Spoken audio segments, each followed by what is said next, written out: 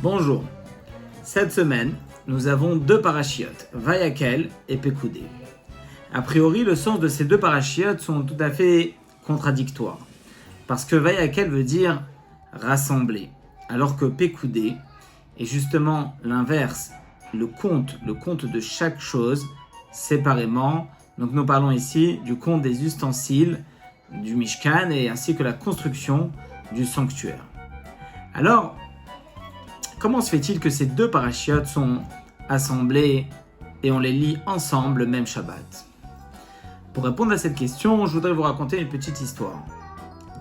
C'était le Rav Shlomo Konin qui raconte que lorsqu'il était jeune étudiant, juste avant Pessah, il est passé devant le Rabbi pour aller recevoir la matzah shmura des mains du Rabbi. Le Rabbi lui remet la matzah et lui demande « Est-ce que tu peux t'arrêter sur la route, aller voir telle et telle personne pour lui apporter aussi un bout de matzah ?» Alors, évidemment, le Rav Shlomo Konin accepta et prend la route. C'était dans le Bronx, à New York. Et donc, il s'arrête et il va à la recherche de ce monsieur. Il tourne. Effectivement, il était très difficile à trouver son adresse. Et jusqu'à un moment, il monte dans une tour avec plein d'habitations. Il s'arrête devant une porte, il toque. Et là, donc, un monsieur ouvre la porte, torse nu, tatoué. Et il s'étonne, il se demande, c'est bien ici que le Rabbi m'envoie. On est juste quelques heures avant l'entrée de la fête. Et il voit sur la table du pain, tout. On dirait que cette personne ne respectait pas la fête de Pessah. Bon, il ne pose pas de questions. Et il dit au monsieur, je suis venu vous apporter la matzah. Alors le monsieur lui demande, mais qui êtes-vous?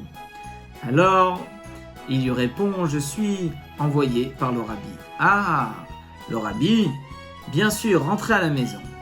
Et donc, lorsqu'il rentre, il a compris qu'ici, il n'y aura pas de Pessah, ni de Seder. Alors le jeune Shlomo s'arrête et lui dit, si vous voulez, on peut faire ensemble Seder de Pessah. Et donc, ils ont mangé la matzah, ils ont bu du vin, et il leur a raconté toute l'histoire de la sortie d'Égypte. Il les a renforcés dans la Emouna, la foi, dans la Géoula, dans la délivrance, et surtout dans le fait que nous avons la possibilité de se surpasser, et que grâce à la Emouna, à la foi en Dieu, alors on va être capable de passer au-dessus de toutes les limites. À la fin de la soirée, le Rav Shlomo se lève pour partir et lui demande, mais s'il vous plaît, d'où connaissez-vous le Rabbi? Alors le monsieur lui dit, je vais te raconter. Effectivement, le Rabbi, je ne le connais pas. Mais malheureusement, mes deux filles, comme vous avez pu le voir, sont aveugles. Elles ne peuvent pas voir.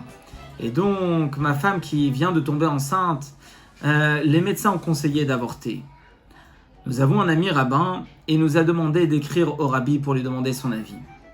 Le Rabbi nous a répondu qu'il faut croire en Dieu. Et si Dieu veut, ça va aller pour cet enfant. Et donc, il ne faut pas avorter. Mais évidemment, vous savez, notre émouna, notre foi est faible. Et donc, nous hésitions encore. Mais après cette magnifique soirée que nous avons passée ensemble, cette matzah du Rabbi, et toute la foi, la émouna que vous nous avez donnée, alors il est évident que nous allons garder ce bébé. Effectivement, cet enfant est né. Grâce à Dieu, il avait toutes ses capacités. Il pouvait voir comme il fallait. Et même ses filles plus tard se sont mariées, ont eu des enfants en bonne santé. Là, ici, à travers cette histoire, nous avons la réponse à notre question. Vayakel veut dire rassembler. Pekoudé est justement le fait que chaque individu a la possibilité et doit lui-même évoluer personnellement. Mais tout ça doit se faire à travers le Klal Israël. Voilà la force du Rabbi, le message du Rabbi, le Rabbi qui était le leader et qui est le leader de tout le Ham Israël, de tout le peuple juif. Mais il est là à penser à chacun en particulier pour savoir comment lui, il va avancer, comment on va pouvoir sauver encore un petit enfant qui va naître. Et grâce à ça, nous allons avoir, si Dieu veut, la Géoula, la délivrance complète cette année, avant Pessah, celle du Mashiach. Shabbat Shalom.